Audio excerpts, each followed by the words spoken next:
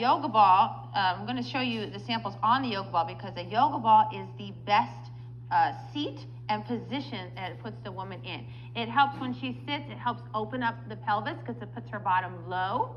So it helps open up the pelvis. And also she can move in it. So she's able to rock her hips and really rotate, go with what her body is telling her to do. So we're going to start off with some massaging. When the woman starts to feel that she's getting tired or she's achy, massaging will help her. The thing I want you to remember is that massaging should always be in a downward motion. We never want to pull up. When we want baby to come out, baby needs to go down. So all of the energy, and same with woman. When she has a contraction, see how her shoulders go up? It's very tense. So what I'm going to do is I'm going to gently touch and remind her to relax her shoulders and bring everything down.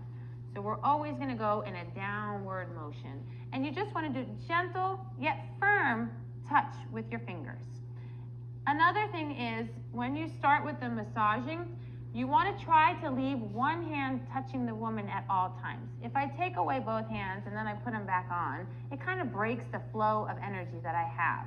So I always try to leave one hand on. I can go down with both hands and then I'll leave one on, bring the next one up, and then just kind of keep the flow going. So I never disrupt our connection that we have. Okay? And same thing with the arms. You always want to make sure everything is down and out. And when you touch her, she's going to remember, oh, okay, I should relax my shoulders. I should fall deep into either the ball or wherever I am to bring all of my energy down. This is very helpful to keep that woman focused and relaxed. Okay, so this is one technique. And remember, doing this now, she'll say, okay, I want a firmer touch or I want a lighter touch. Another thing that you can do is as the baby starts to move down, the head is going to start putting a lot of pressure on the woman's lower back. So what you're going to do is you're going to push almost against the baby's head. You'll find the dimples. Every woman has 2 dimples above her buttocks. So you want to find those dimples, and that is where you're going to apply the pressure. You can either try 2 thumbs. I have always found very helpful is 2 fists. And I gently apply pressure against the baby so that when the baby's pushing against mom's back, I'm pushing against that to help relieve it. You will notice that when you do this, a woman will instantly say, oh, this feels good. And this is called counter pressure. So you just gently, but some people rotate and massage with it. Some people do it with the palms of their hands and then they push out. So this is the counter pressure. Basically, you find those dimples and you're going to push against the baby. And sometimes you need a lot of pressure. Do not be afraid. When a woman is in labor, men, you will not hurt her. Do not be afraid to put a lot of pressure down there. Wherever she'll say more or less, she will let you know. So you go strong and then she'll tell you to ease up. Now, another thing a woman might be feeling is that when that baby moves really low, our pelvis starts to expand to help make room for the head to come down. And it can be very uncomfortable for the woman. So what you do is, we all have what's called a false pelvis, where the little bones start to protrude out. You just feel, and it's usually right where the woman's curves are. So you feel down, and then you're going to feel that bone.